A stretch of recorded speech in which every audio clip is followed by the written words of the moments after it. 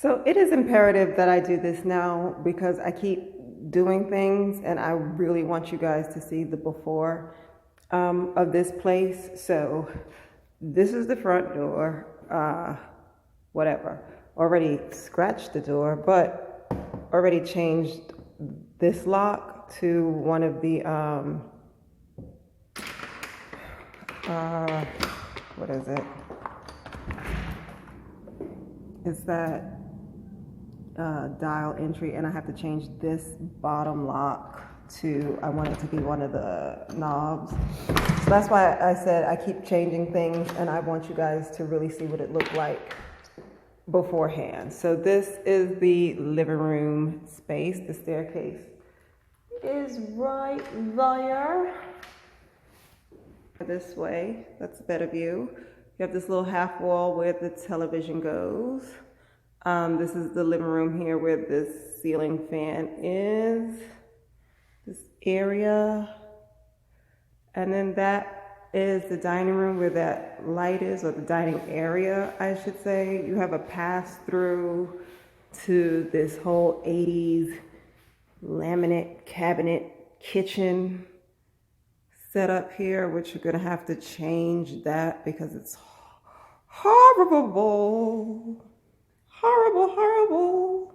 And then this is the little eat-in kitchen area. And then they are coming to install the tile on the floor. So the tile pieces are right there. And they're gonna install the tile before installing the washer dryer. And then you have the back patio over here. How big this space is.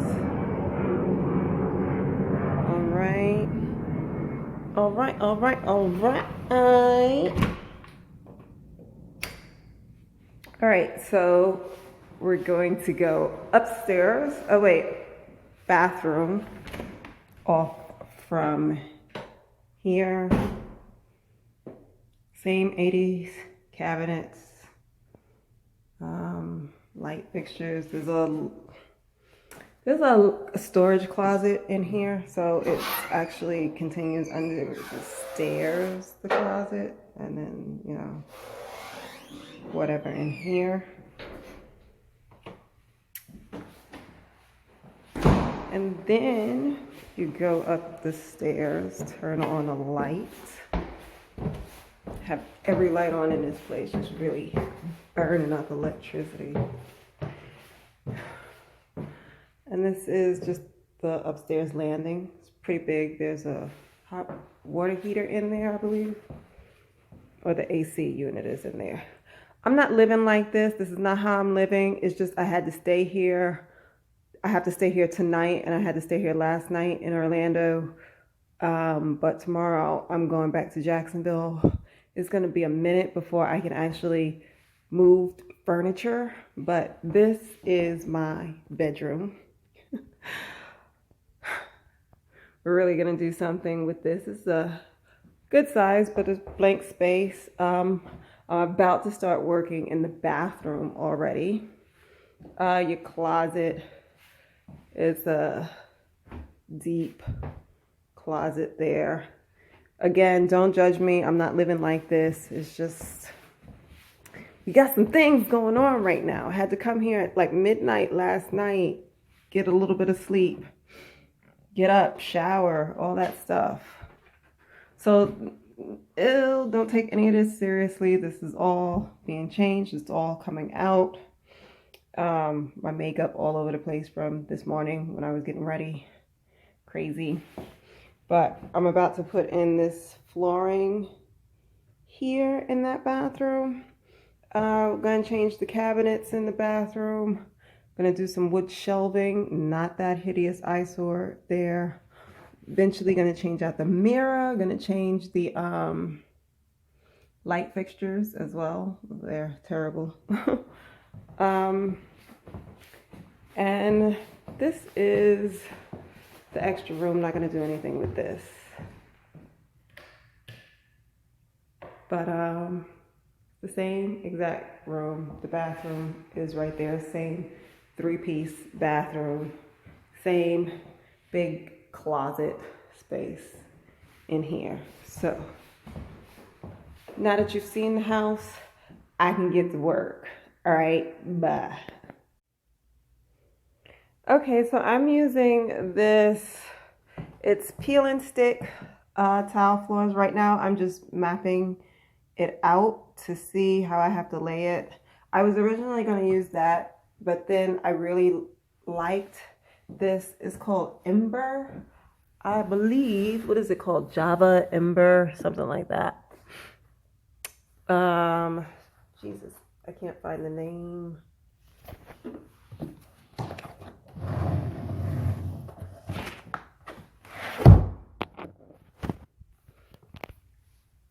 It's called Walnut Ember, right there.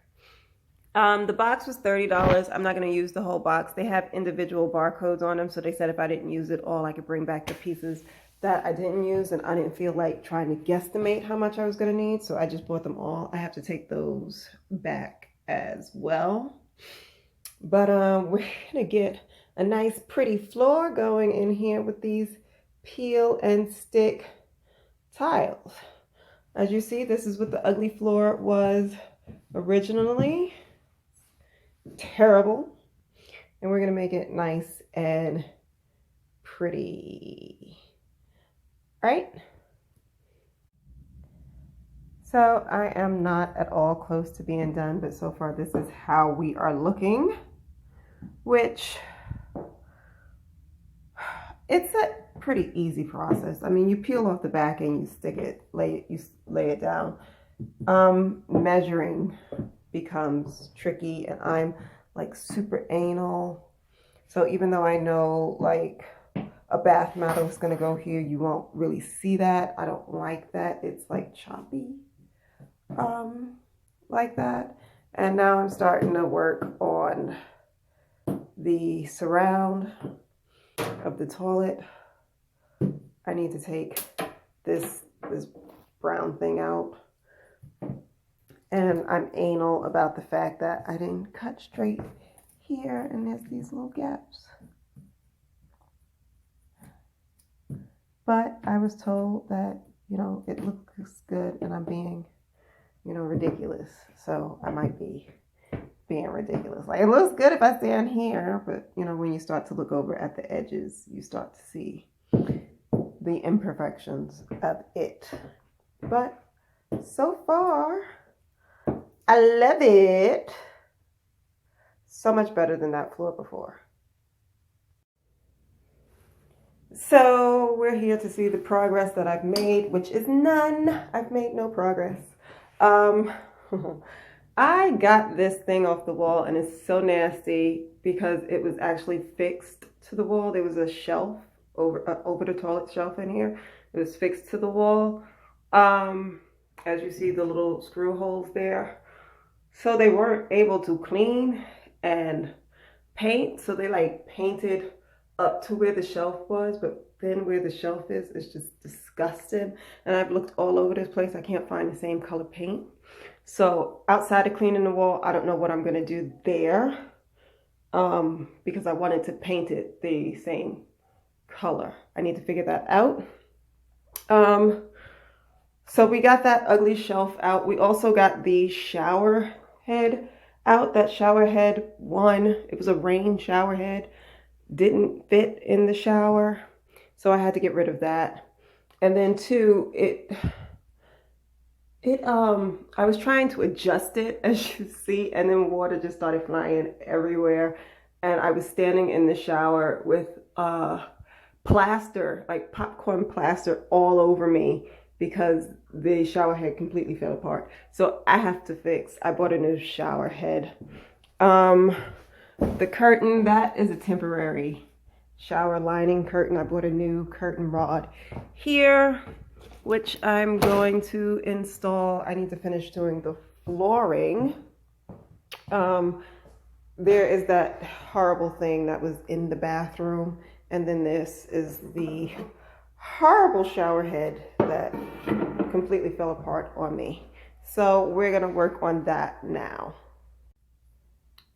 All right, so far this is where we are at with the bathroom. I still hate this gap here. The floor is not as perfect as it should be. Again, I'm extremely anal, so there's that gap where when I didn't know how to score the board, bend it in half and cut it, I was messing up because I wasn't cutting straight, despite the fact that I was using a ruler. And then we have over here the surround for the toilet. You know, well, you can't see it on this side. There you go.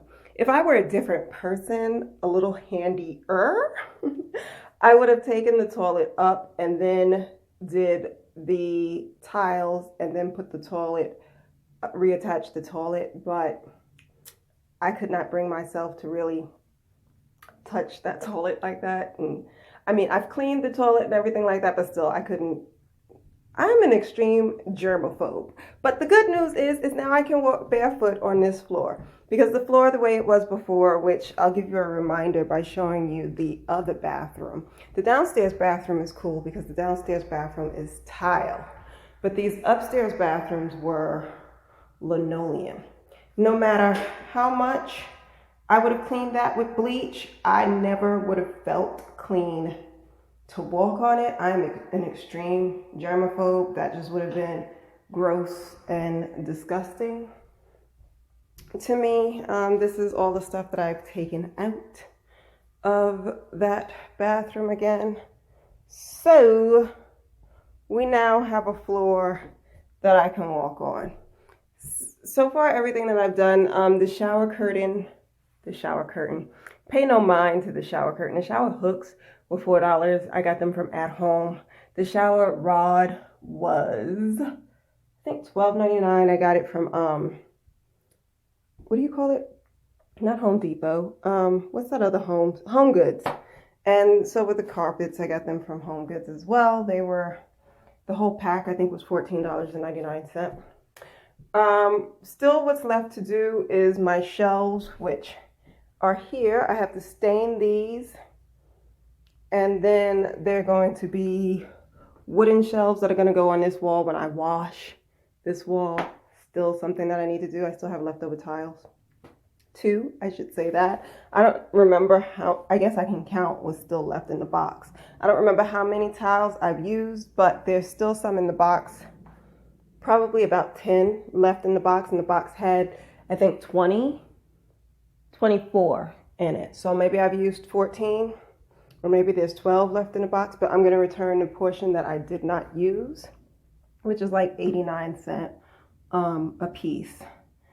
What else? So I'm going to do my 2 shelves, which are going to go there, and I have to repaint. I'm going to paint and put knobs on this vanity.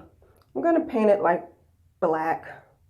Really nice. I want this to be a nice warm bathroom. I don't want it to be cool. I want it to be warm and succulent. All right, so that's what I'm going to have, nice black or charcoal colors with nice rich walnut wood trim, and then, you know, crystal. So the knobs here are going to be some crystal knobs that I'm going to pick out. I don't know if I'm going to do this, the countertop, but if I am going to do it, it's just going to be like a, so far the only thing I can think of doing to it is the, what do you call that, contact paper on it. So I don't know if I'm going to do that because I don't always like the way contact paper looks. I want to change out that light fixture. I said that already.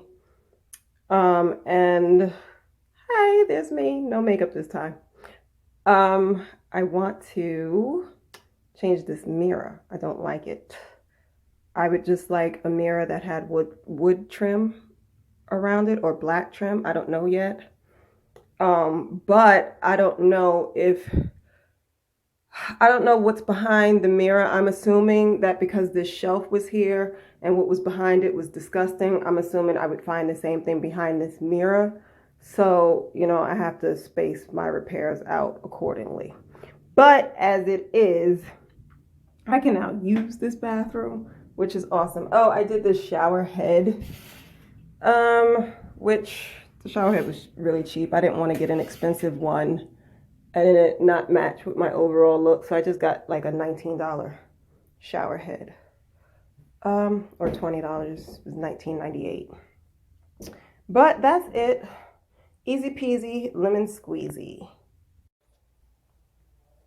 Okay, so right now I am staining my wood shelves, and I don't know if I've only done one coat on this wood, and then I have the other shelf underneath here that I need to do.